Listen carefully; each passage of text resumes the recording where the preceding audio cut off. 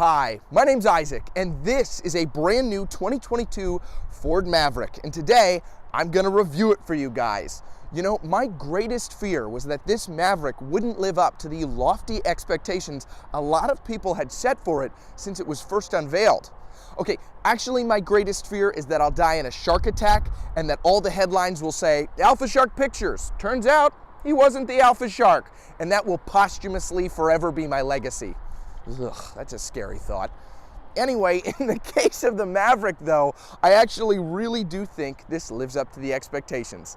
Let's take a look.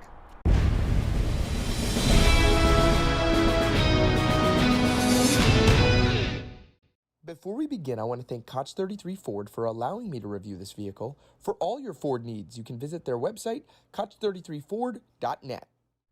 Starting out up front on this Maverick, this is a mid-trim XLT model.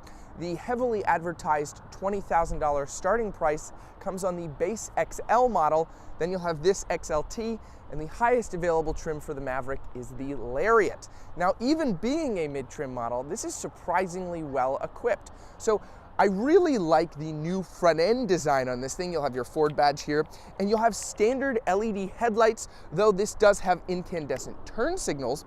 And additionally here on the front, you will have active grille shutters down here. So those open and close at different speeds to help improve the fuel economy. Moving underneath the hood, this Maverick is powered by one of the two available engines, the 2-liter EcoBoost 4-cylinder, making 250 horsepower and 277 pound-feet of torque. That's also paired to an 8-speed automatic transmission.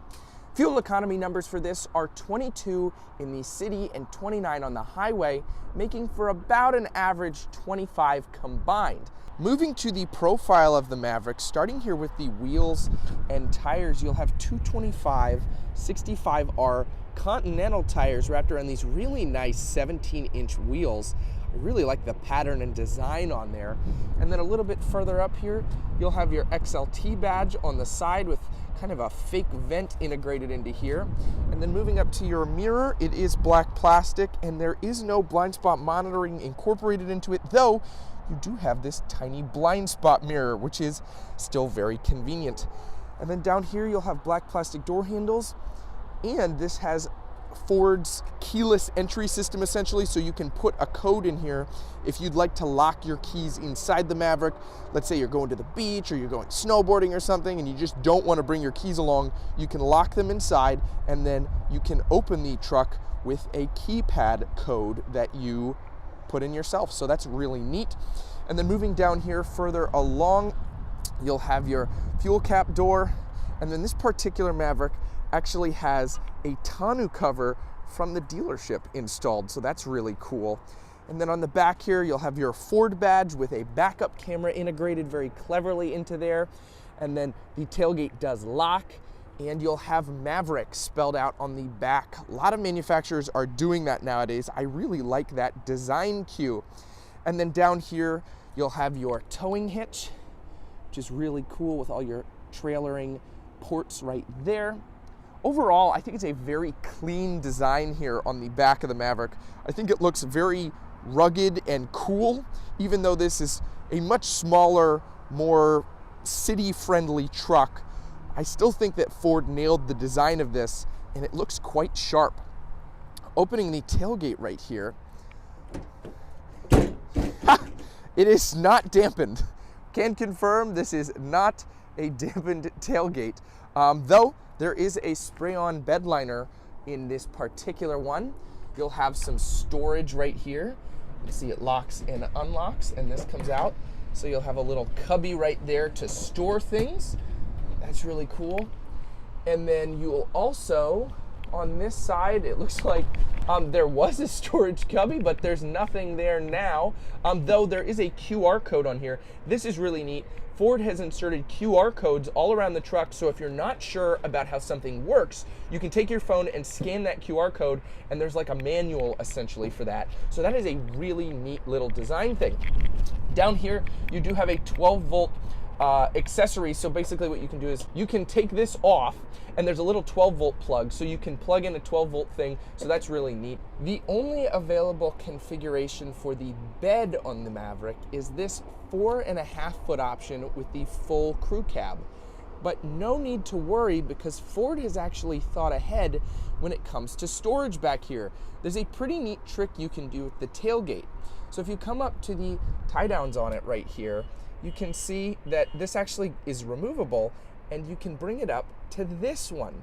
That allows for the tailgate to hold at a slightly higher position, so it's in line with the wheel wells, so you can fit plywood or larger objects like that on there, and that will allow for a little bit more extension.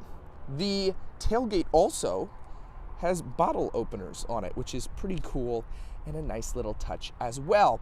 You know, I think it's funny, all these people are practically rioting that this only has a 4.5-foot bed, even though it's not advertising itself as a large truck, it's advertising itself as a small one. The Ford Explorer Sport Track actually had a 4-foot bed. I looked this up, and nobody says anything about that. I see very happy Ford Explorer Sport Track owners all over the place with their 4-foot beds, and this has a 1/2 foot extension on it, and people are rioting. I think that for a small, compact pickup truck, this is more than enough bed size and capability for most average people. You know, this is really going to check the box for a ton of people. It gives you a lot more storage than a small SUV would, and it has a lot more capability. I think that this is going to sell quite well for Ford. Let's move to the interior. Stepping into the interior here, starting with the door panel, this is a very unique design. Very futuristic looking, a lot of colors in here. But it is nice because this is a more soft touch material up here where you'd rest your arm. You'll have your lock and unlock as well as your door handle. And then down here, you'll have your window switches, your mirror controls, and your window locks.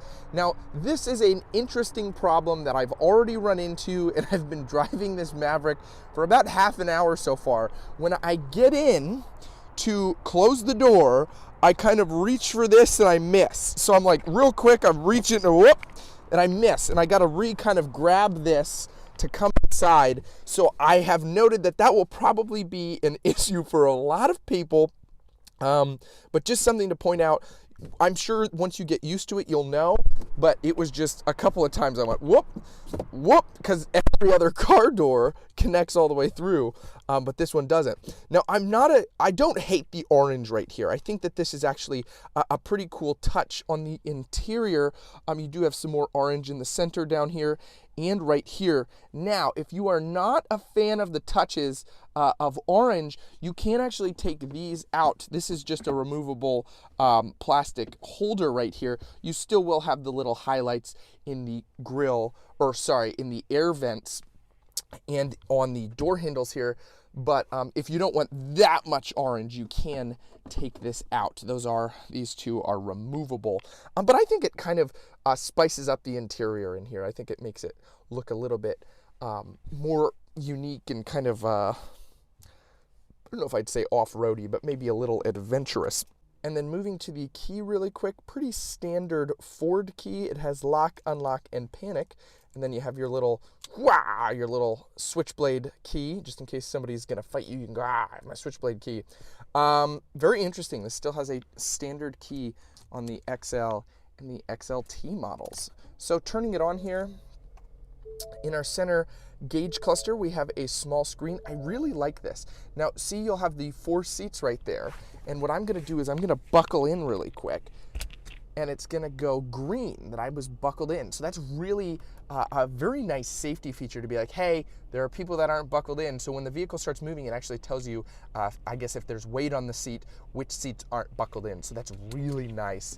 And you'll have your standard fuel economy down here. And all that stuff is able to be controlled from the steering wheel. So you can do your music, your Bluetooth, pretty standard stuff. Little settings for the truck. You have a little layout of the little truck right there. And then you'll have two traditional gauges right here, and then two smaller ones down there in the middle. And then you can see there is a little thing that tells you which drive mode you're in at the very bottom of your gauges. Moving to the steering wheel right here, you have pretty standard Ford controls again. Your Bluetooth and everything is controlled from here, the little screen in there, and then you have your cruise control buttons right here, and then your volume settings on the steering wheel right there. Then you'll have your stock for your turn signals and your high beams, as well as your windshield wipers right there. Moving to the 8-inch infotainment system, and this is Sync 3, so Sync 4 is now out. It is very quick still, it is very snappy. Apple CarPlay and Android Auto do work on it, though you do need a wired connection. There is no wireless Apple CarPlay and Android Auto available.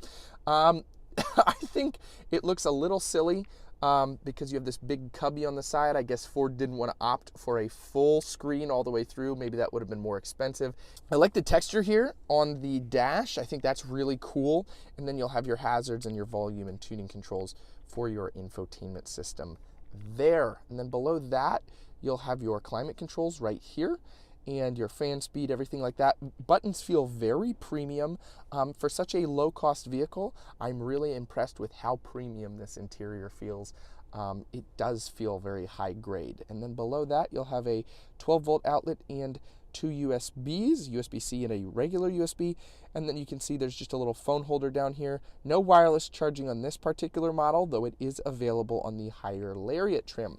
And then you'll have two cup holders right here and our shifter. Now this is a pretty divisive shifter. I know a lot of people don't really like the turn dial shifter, but I think you get used to it pretty quickly. So what you do is you put your foot on the brake like you normally would, and then you shift into which drive mode you want. It's pretty simple, and it gives you a very firm, responsive click. So I have this in reverse right now, and you can see there is a pretty high quality backup camera on here, and if I turn, I have the guiding lines on there, which is also very nice. And then we have an electronic parking brake right here. I am not a huge fan of the electronic parking brake, but if it must be, it is there. And then as we can see, you can turn your traction control off and then back on. And then you have your different modes right here. So you can select your driving mode, your sport mode, normal, towing, slippery, and eco. As I mentioned, this is a decent towing rating of 4,000 pounds. That might sound pretty poor for what's tentatively a pickup truck, but if we think about it, the Honda Ridgeline only has a towing capacity of up to 5,000 pounds. So that's barely a difference compared to this and the Ridgeline, and the Ridgeline is technically in a higher class of vehicle. So I'd say that this has a pretty decent towing capacity, all things considered. And then down here you will have your engine start stop feature right here. So what this does is when you come to a stoplight, it will automatically turn the engine off to preserve fuel economy. And then you can turn that off if you want the engine to just stay on at a stoplight. And then right here you have your button for something. You have it's for your hand. I don't know what that does. So I will insert on screen right now what this button does. I am not 100% sure because it's not telling me anywhere what this button does. Maybe it's just a little button that you can wave at. I have no idea. I'm sure it does more than that. These seats are very comfortable. They're cloth seats on here with the orange stitching, but they are really, really nice. I like how easily you sink into them, and I think visibility is really nice out of the front here. You have a pretty standard mirror with just the regular dimming. It doesn't have auto dimming or anything like this. Hello, look, I'm filming this live. You can see my mouth move. I don't insert my audio afterwards. Can you tell because of how I trip over my words? Probably wouldn't be doing that if I was inserting my voice later. Anyway, up here you have your safety sense features. So this does come equipped with some Ford safety features. So that is all built into there. There's a camera and such. That's really cool. You know, lane departure alert, automatic emergency braking, stuff like that. And then you'll have a little sunglasses holder up there and your two dome lights. Pretty simple, but nice. Let's move to the back really quick.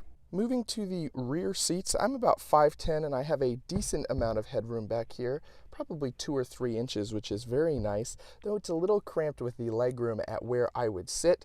I don't know if I'd necessarily recommend this for super long road trips, but it is a compact pickup truck.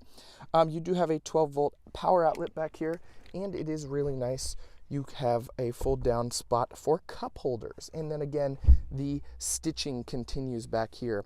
Another really cool detail I think that is cool back here is that the speaker is built into kind of the C-pillar, so the music is coming right at you. It's not a little bit lower in the door as it would be with some other cars. And then you have really nice visibility out of this back window here. There is an option for a power sliding rear window, but that is not on this particular model. Let's take this thing for a quick spin. Alrighty, driving the new 2022 Ford Maverick.